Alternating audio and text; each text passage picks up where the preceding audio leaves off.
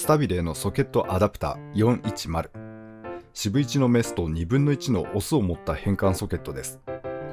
8分の3のサイズすっ飛ばして四分1ボディに2分の1ソケットをつけることができるアイテム。なかなか珍しい道具ですね。いつまでも周りの渋いネジってありませんか？ソケット単体だと回せない。少しでも取っかかりがあれば回せるけど、かといって長いハンドルでの作業はちょっとだるい。最近触ってますオートバイがこういうネジ多くありまして、目立てしたりもしてみたのですが、いまいち良くならないんですよね。いつまでも回転渋いネジが多いんです。頻繁に外すアクセルシャフトなんかもそうなんですよね。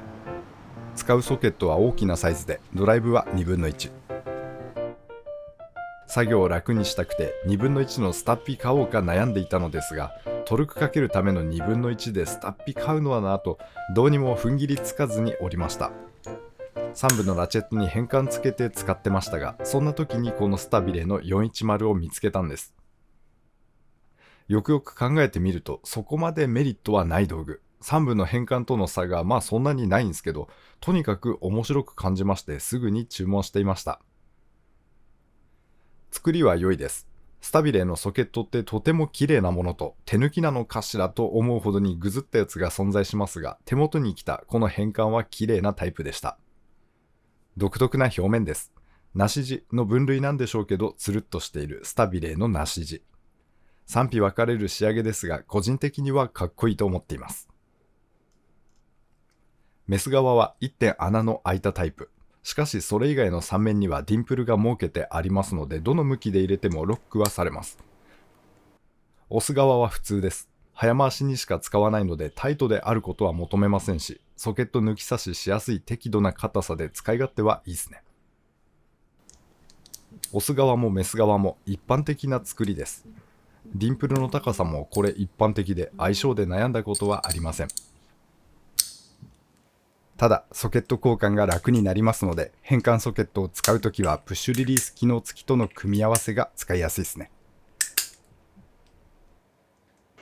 2分の1だけで作業するのに対して、ソケットの抜き差しで一手間は増えますが、当たり前に作業は楽になります。渋いネジ向けに導入をしましたが、普通なネジに使っても当然いいですね。ラチェッティングというのか、このような反復作業に軽さは正義なんだと再認識をしました。ヘッドの小さいプッシュリリースのラチェットにほぼつけっぱなしで使っています。スイベルも試したんすけど、四分1の華奢さですと2分の1の重さを受け止めるのが難しく、ヘッドがくねっちゃうんですよね。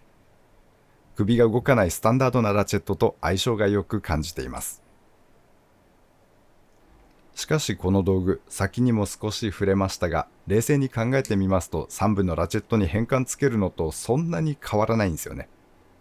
組み合わせるラチェットのヘッドが小さいことと、ハイトがほんのわずかに低くなるくらいで、最近は四分1ボディ使った8分の3のラチェットもありますから、こうして並べてみるとその差は大きくはないんです。そこまで大きなメリットはありません。410のアダプタを見つけたとき、なぜ他社のコンペがないのかと思ってましたが、そういうことなんですよね。3部に変換でいいやっていうのが大勢なのでしょう。他にも何かメリットがあるのか、未だ気づけてはおりません。私は四分1は必ず持っていくのに対して3分のスタッピはまちまちなので、410気に入って使っております。スタビレのソケットアダプター410。3分のスタッピではヘッドが大きすぎて入らないような極限な状況に悩んでいる方にもぜひおすすめ。それから四分1多く使う方におすすめしたい道具となっていました。ご視聴ありがとうございました。それでは次回まで。See ya!